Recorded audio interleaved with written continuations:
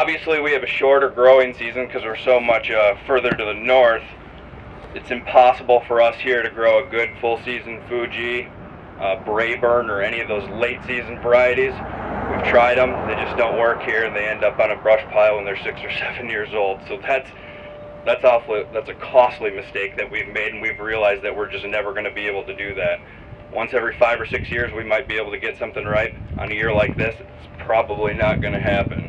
Timing can also be a big negative for us. It's also a little bit of a positive, but what happens is I would say the fruit ridge area is maybe 7 to 10 days ahead of us typically, and what that means for us, a lot of times some of the packers may have decided, yeah, we've got some good sales early on some galas or whatever that variety may be. We're surrounded by water on 3 sides.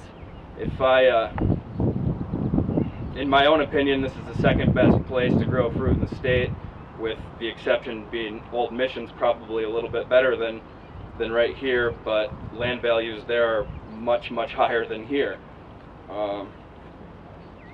We're also kind of in line straight to the west with North and South Manitou Islands, and a lot of times when the big storms move from the west to the east, those islands break up a lot of severe weather.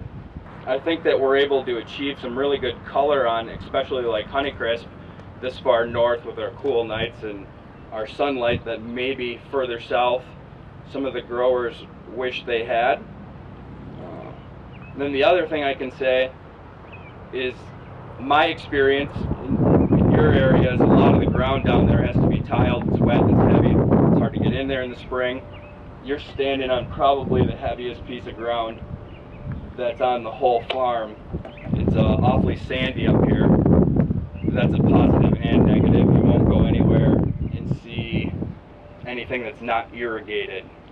You know, so there's cost there, but we've found that it definitely is beneficial and pays for itself irrigating all new plantings here. The only other problem is now we've got to decide if you're going to spend this kind of money to do something like this, are you going to put it in the locations that we typically planted apples in the past, where it was lower and weren't good cherry sites?